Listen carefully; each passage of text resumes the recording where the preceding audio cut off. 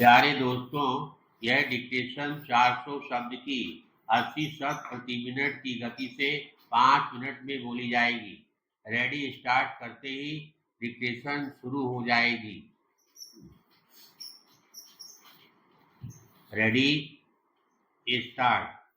सभापति जी, भारत के अग्रणी मनीषियों ने राष्ट्र के विकास के लिए युवा शक्ति का उपयोग करने के प्रयास किए हैं और इनमें महात्मा गांधी और रविंद्रनाथ टैगोर के नाम उल्लेखनीय हैं। यह मात्र संयोग ही नहीं है कि महात्मा गांधी और कवि टैगोर ने अपने अपने तरीके से आश्रम की अवधारणा का उपयोग साबरमती और शांति निकेतन में यह दिखाने के लिए किया कि समाज की परंपरा और सभ्यता की परिधि में रहकर भी अभिनव प्रयोग किए जा सकते हैं। मैं विशेष रूप से कवि के कुछ शैक्षणिक दर्शन और शिक्षा पद्धति में उन प्रयोगों की ओर ध्यान आकर्षित करना चाहूँगा जिनके माध्यम से उन्होंने सामाजिक और राष्ट्रीय महत्व की समस्याओं के निराकरण का प्रयास किया। पैराग्राफ।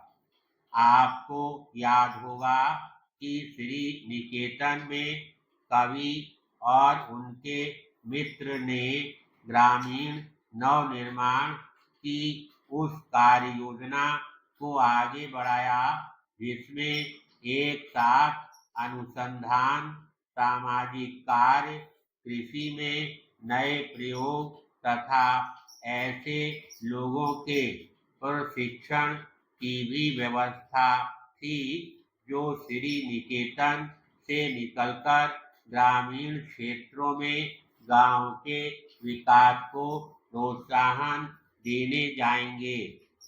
गांधी जी ने साबरमती आश्रम को आधार बनाकर ग्रामीण उद्योगों, विशेषकर खादी काटने और बुनने के पुनरुत्थान के लिए जो कार्य योजना बनाई थी वह भी बहुत कुछ इस योजना से मिलती जुलती ही थी। यद्यपि इन दोनों महान चिंतकों में पारंपरिक उद्योगों का आधुनिकीकरण जैसे कुछ विषयों पर मतभेद थे, लेकिन उनका लक्ष्य एक था एवं दोनों ने ही अपने विचारों को मूर्त रूप देने के लिए आश्रम को आधार बनाया। पैराग्राफ। मानव संसाधन विकास में युवा पीढ़ी की भूमिका पर समसामयिक अर्थव्यवस्था और समाज की नई मांगों के परिप्रेक्ष्य में विचार करने की आवश्यकता है।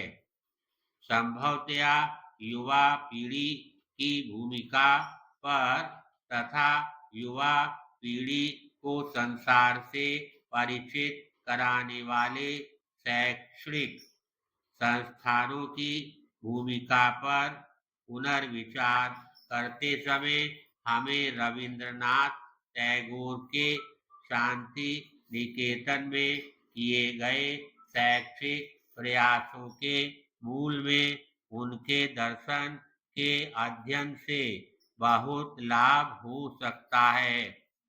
हमें अपने नए चिंतन और कर्म का आधार टैगोर जैसे महान नेताओं के कार्यों और परंपराओं को बनाना होगा। कौन से ऐसे क्षेत्र हैं जिसमें शिक्षित युवा पीढ़ी मानव संसाधन विकास और मोटे तौर पर समाज के निर्माण में उल्लेखनीय भूमिका निभा सकती है। शायद ऐसी गतिविधियों के लिए 3 सर्वाधिक महत्वपूर्ण क्षेत्र हैं: निरक्षरता उन्मूलन, गैर सरकारी संगठन और स्वयंसेवी संगठन। धन्यवाद।